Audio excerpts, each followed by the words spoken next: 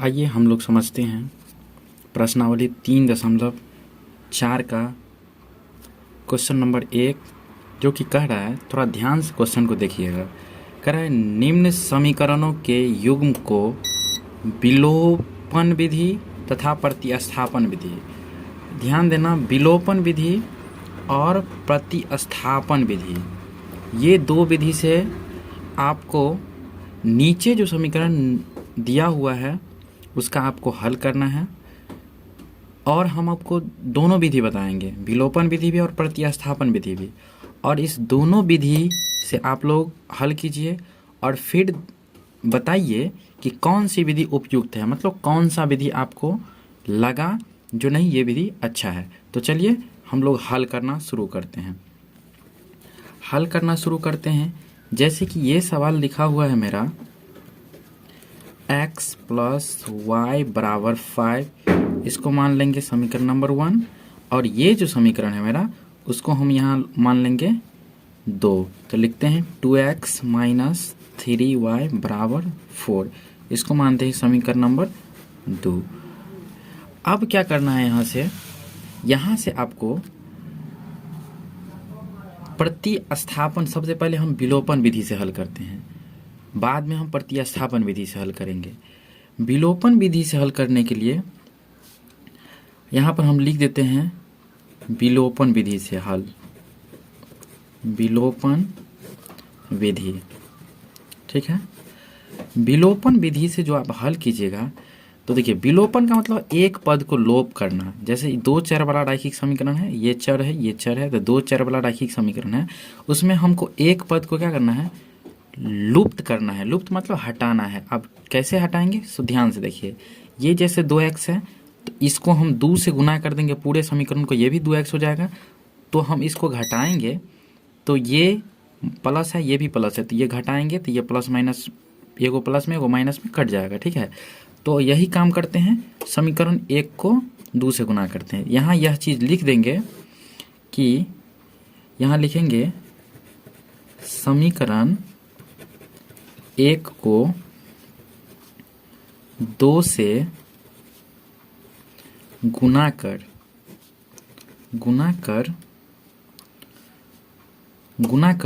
2 को घटाने पर, 2 को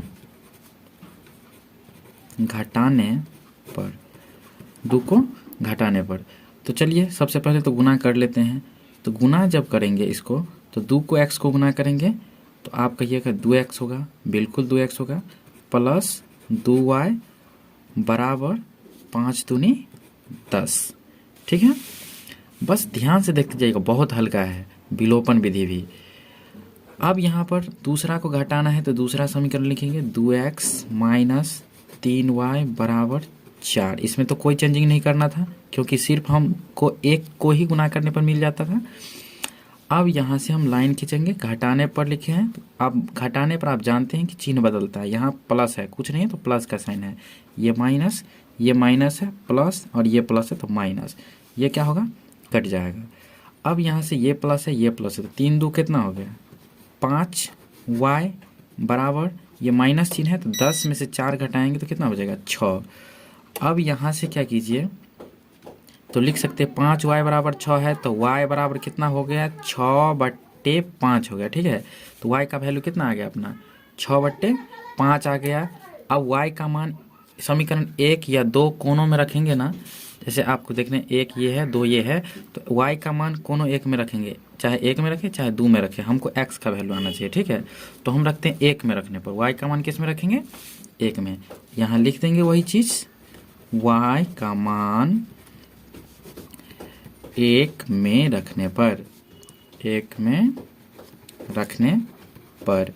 तो एक समीकरण सबसे पहले लिख लेते हैं। देख रहे हैं आप, x प्लस वाई बराबर 5 है, तो यहाँ लिख देंगे x प्लस वाई बराबर 5, x प्लस वाई बराबर 5 होगा, ठीक है। और y का मान आपके सामने है, y बराबर 6/5 है। तो x को तो हम छोड़ देंगे, चूँकि मान रखना है y का, और y के जगह पर जितना है उतना क्या करेंगे, रख देंगे, ठीक, बराबर 5 हो गया। अब क्या करना है आपको, इसको उधर ले जाना है। तो आप जानते होंगे नियम कि माइनस रहता है तो प्लस हो जाता है, उस साइड जाता है तो बराबर के दूसरी तरफ, और जब प्लस रहता है तो माइनस हो जाता है। तो x बराबर 5 माइनस 6/5 लिखेंगे, इसके बट्टे में कुछ नहीं तो 1 रख देंगे, ठीक है। अब यहाँ से क्या करना है, ये हो गया आपका भिन्न घटाव। तो x बराबर लिख सकते हैं, इसका लघुत्तम करेंगे तो 5 होगा, 1 पंचे 5 तो 5 पंचे 25 प्लस 5 एकन 5 प्लस नहीं, यहाँ माइनस का साइन होगा, ठीक है। तो 1 से तो यहाँ क्या होगा 6 होगा। अब यहाँ से आपको क्या करना है, x का वैल्यू हो जाएगा 25 में से 6 को घटा देना है, तो जानते हैं 19/5। तो x का वैल्यू आपका कितना आ गया, x का वैल्यू आ गया आपका 19/5, और y का वैल्यू निकाले थे, कितना निकाले थे 6/5। दोनों को एक जगह लिख देंगे, ये हो गया आपका 6/5। तो ये आपका हल हो गया, x और y का मान निकल गया। यही कह रहा था आपको क्या करने के लिए, निकालने के लिए, ठीक है। तो एक विधि देख लिए, अब देखते हैं दूसरा विधि, ठीक है। चलिए दूसरा विधि को हम यहाँ से हल करना शुरू करते हैं। और दूसरा विधि को जैसे समीकरण दिया ही हुआ है, जैसे कि आप देख रहे होंगे x + y बराबर, इसी को हम आप दूसरा विधि यानी कि एगो हो गया विलोपन विधि। अब आपको हम बताने जा रहे हैं प्रतिस्थापन विधि। प्रतिस्थापन या इसी को लिखते हैं प्रतिस्थापना विधि। आपके बुक में लिखा हुआ है प्रतिस्थापना, चाहे प्रतिस्थापन भी हो सकता है, ठीक है। तो प्रतिस्थापन विधि से फिर उसी तरीके से क्या करेंगे, x + y बराबर 5 लिख देंगे, इसको मानेंगे समीकरण नंबर 1। और फिर 2x - 3y बराबर 4, इसको मानेंगे समीकरण नंबर 2। इसमें थोड़ा आपको इससे अलग होगा लेकिन बेटर है, ठीक है। दोनों विधि उपयुक्त है, बस आपको कौन समझ में आता है ये मायने रखता है, ठीक है। आप देखिए ध्यान से, तो हम यहाँ लिखते हैं समीकरण 1 से, समीकरण 1 से, समीकरण 1 से जब लिखेंगे तो हमको क्या करना है, या तो x को या तो y को एक ही तरफ रखना है। तो x + y बराबर जब 5 दिया हुआ है तो आप कहिए इसको हम इस तरह से लिख सकते हैं, x बराबर 5 माइनस y। तो आप कहिएगा बिल्कुल, क्योंकि ये प्लस है, दूसरी तरफ जाएगा तो क्या बन जाएगा, माइनस बन जाएगा। इसको हम लोग मान लेंगे समीकरण नंबर 3। अब कहिएगा, तो प्रतिस्थापना का मतलब होता है दोस्तों कि प्रतिस्थापन, मान लो किस चीज़ का स्थापना करते हैं, किसी मूर्ति का स्थापना करते हैं, किसी भगवान जी का स्थापना करते हैं, तो स्थापना का मतलब होता है एक जगह से मान निकाल के दूसरी जगह रख देना। तो 1 से हमने मान निकाला तो 3 बना, इस 3 का मान को हम 2 में रख देना है। और इसी बात को हम यहाँ लिखेंगे कि समीकरण 3 का मान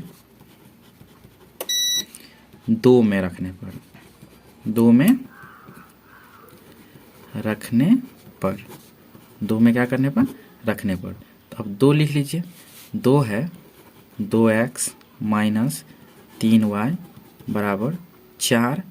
देखिए x का मान है ना इतना, x यहाँ है तो इसके बीच में कुछ नहीं तो गुना का चिन्ह है, तो लिखेंगे 2 गुने x का मान है 5 माइनस y, इसको इस तरह कोष्ठ में बंद कर देंगे, -3y बराबर 4, ठीक है। अब यहाँ से आपको क्या करना है, गुना करना है, 5 दूने कितना हो गया 10 माइनस, इसको लेंगे ये हो जाएगा 2y, फिर -3y बराबर कितना होगा 4। अब यहाँ से इस दोनों सेम जाति का है तो जोड़ होगा, लेकिन देखिए ये भी कर्जा है, ये भी कर्जा है, माइनस लगा रहेगा, समझे वो कर्जा है। तो 2y और 3y मिल के हो गया यहाँ पर -5y, और 10 को उधर ले जाते हैं तो लिखा जाएगा 4 - 10, लिखाएगा ना। ये सब कॉमन नियम सब है, ये सब आपको आता होगा, ऐसा हम उम्मीद कर सकते हैं। -5y बराबर 4 में से जब 10 घटाइएगा तो -6 बचेगा। देखिए दोनों साइड माइनस है तो दोनों साइड से हम सेम चीज़ हटाने या जोड़ने से कोई फ़र्क नहीं पड़ता है। तो ये हो गया y बराबर कितना हो गया, फिर 6/5। पहले भी आप देख चुके हैं कि ये विधि जो बनाए थे तो y का मान आया था 6/5, इसमें भी y का मान आया 6/5, लेकिन बस विधि चेंज है, आपको दोनों विधि सीखना है।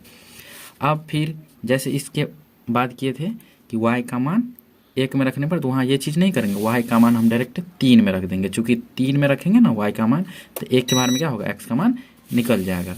इसलिए यहाँ लिखेंगे इसी चीज़ को कि y का मान 1 में रखने पर, 1 में नहीं 3 में, 3 में रखने पर, 3 में रखने पर, तो सबसे पहले 3 लिख लीजिए। तो 3 है, दिखता होगा ऊपर में है, x बराबर 5 माइनस y। अब y का मान जब रखना है तो x लिख दो 5 और माइनस y का मान ये रहा 6/5।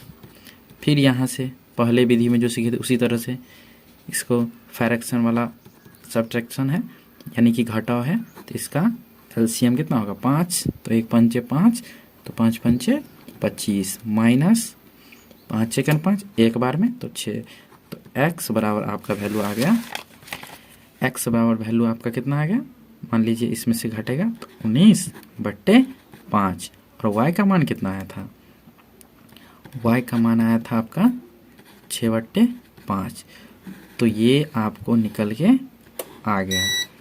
ठीक है, तो उम्मीद करते हैं आपको ये दोनों मान सही लगता होगा। और विधि सिर्फ 2 है, और आप इसको निश्चित ही क्या कीजिए, इसको देख के और एक बार खुद से बनाइए, अपने किताब को देखिए, निश्चित ही आप इसको क्या कीजिएगा, सीख जाइएगा और आपसे निश्चित रूप से बनेगा।